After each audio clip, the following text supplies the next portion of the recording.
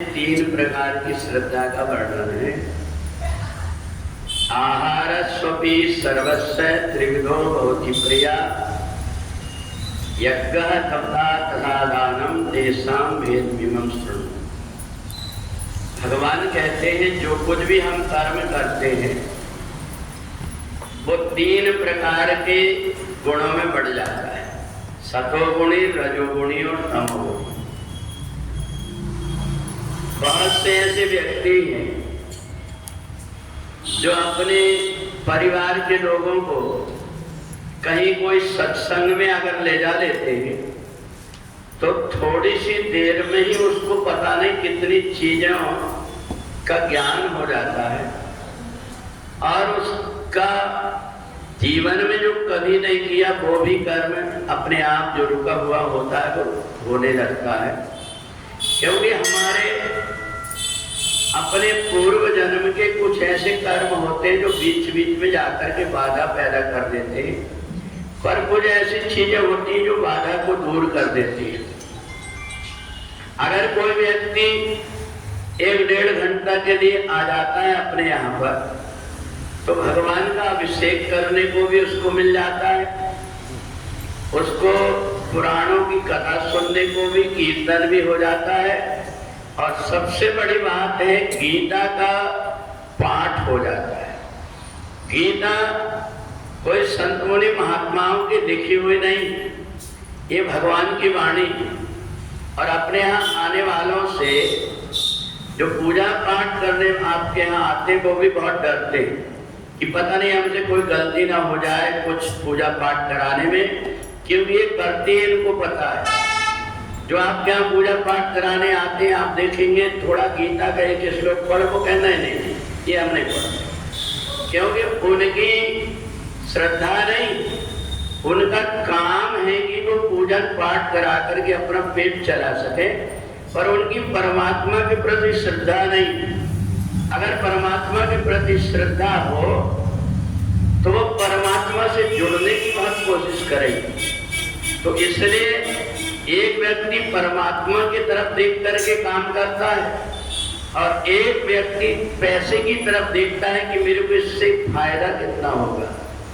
और इसलिए हमसे भी कई बार बहुत गलती ये हो जाती है कि हम अपने संसार के और परिवार के लोगों को तो धोखा देते हैं, पर कई बार हम परमात्मा के साथ भी चीटिंग करने लगते हैं।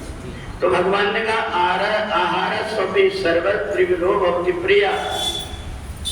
भगवान को निर्मल मन पसंद है और हम भगवान के प्राप्त करने के लिए जब करें तब करें, ध्यान करें, परमात्मा की आराधना करें, एक अलग बात होती है। परंतु हमें ये बताया गया है कि उपास रहने से परमात्मा बड़े जल्दी प्रसन्न होती है और हम उपास का अर्थ नहीं जानते।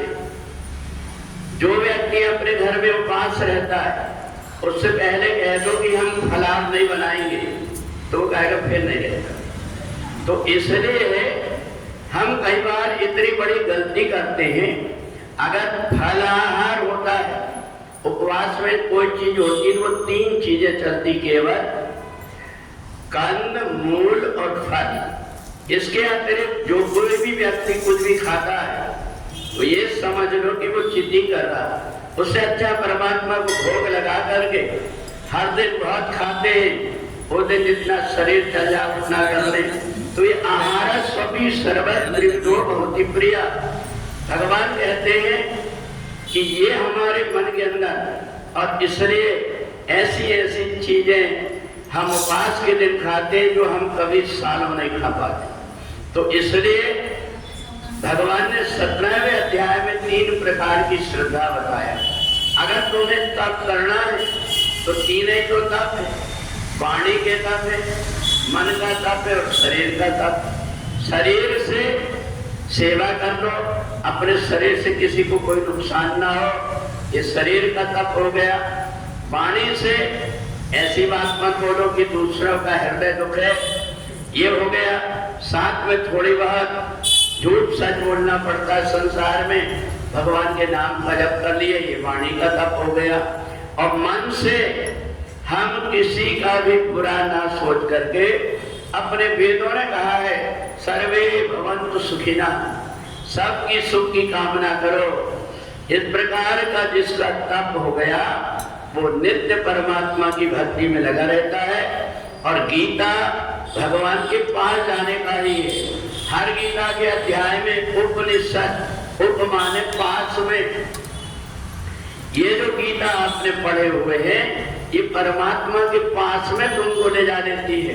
ऐसा लगता है कि हम परमात्मा से बात कर रहे हैं। इधर उधर घुमाने के लिए जो रिश्तेदारों को ले जाते हैं, उनके अतिरिक्त अगर थोड़ी देर कोई गीता में उनको लाकर बिठा लेता है तो पता नहीं उनके कितने जन्मों के पाप नष्ट हो जाते हैं। बोले सच्चिदानंद भगवान